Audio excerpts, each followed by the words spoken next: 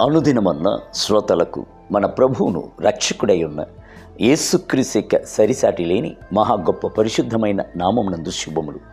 నేడు 2025 సంవత్సరము మార్చి మాసము 13వ తారీఖు గురువారం నాటి ధ్యానాంశము. నాకు ఇష్టమే శుద్ధుడు కమ్ము. మత్తయి సువార్త 8వ అధ్యాయము 3వ వచనం నందు యేసు తన చెయ్యి చాపి వాణ్ణి ముట్టి నాకిష్టమే నీవు శుద్ధుడు కమ్మని చెప్పగా ఒక సంగతిని మనము దిట్టముగా తెలుసుకొనవలెను. మనము ఆరోగ్యకరముగా జీవించవలెను అనుటయే ప్రభునకు ప్రీతికరమును చిత్తమునై ఉన్నది. ఇజ్రాయేలీయులను దీవించుట యెహోవా దృష్టికి మంచిది. సంఖ్యాకాండము 24వ అధ్యాయము 1వ వచనం.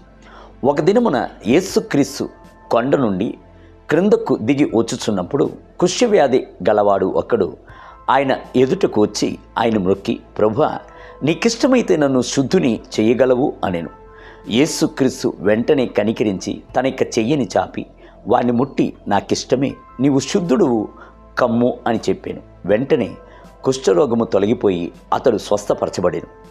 నేడు యేసుక్రీస్తు స్వస్థపరచుటకు శక్తి గలవాడా లేదా అనుటయందు జనులకు సందేహము ఉండటలేదు.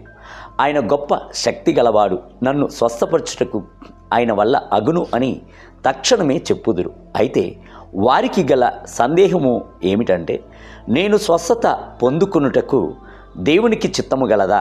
పాపి అయిన నాపై కూడాను ఆయన కనికరించి స్వస్థపరచున ఈ వ్యాధి నాకు శిక్షగా వచ్చి ఉన్నదా? లేక నేను పడకపై పరుండవలసి ఉండుటియేనా? ప్రభు యొక్క చిత్తమా అను సంగతిని గూర్చి వారు తలంచుచున్నారు. ప్రభువు చెప్పుచున్న జవాబు ఏమిటి? నాకిష్టం కలదు, శుద్ధుడు కమ్ము అనుటయే ఉన్నది. మనము బాగుపడి ఆరోగ్యము గలవారిగా జీవించవలను అనుటయే ఆయన యొక్క చిత్తము. మొదటిగా ఈ సంగతిని మన యొక్క హృదయమునందు దృఢముగా పదిలపరుచుకొనవలెను. మనము ప్రభువునందు నిలిచి ఉండి ఆయన యందు ఆనుకొని ఉన్నప్పుడు ఆయన మన యొక్క ఆత్మ, ప్రాణము, శరీరమునకు కాపుదలను దయచేయుచున్నాడు.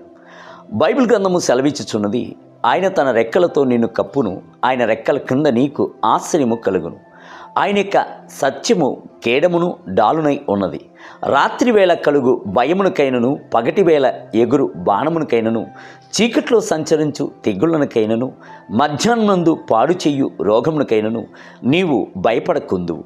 నీకు అపాయమేమీ రాదు, ఏ తెగుళ్ళును నీ గుడారమును సమీపించదు. 91 కీర్తన 4, 5, 6 మరియు 10 వచనములు. ఈ కీర్తన మీ యొక్క దైవిక స్వస్థత కొరకును, ఆరోగ్యము కొరకును ప్రభు దయచేసిన వాగ్దానపు కీర్తనై ఉన్నది. అందుచేత ఈ కీర్తనపై మీ యొక్క కరములను ఉంచి ఆ వాగ్దానమును స్వీకరించుకొనుడి.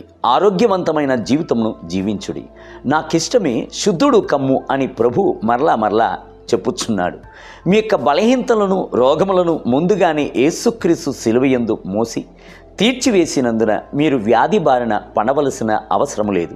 దేవుని బిడ్డలారా, రోగముల కొరకును, చిల్లంగితనపు కట్ల నుండి విడిపించుటకును, ఆరోగ్యము కొరకు ఆయన వద్దకు వెళ్ళినట్లయితే మీకు విడుదలను, ఆశీర్వాదమును దయచేయక ఎన్నడూను ఆయన మిమ్ములను వెలుపలికి త్రోసివేయుడు.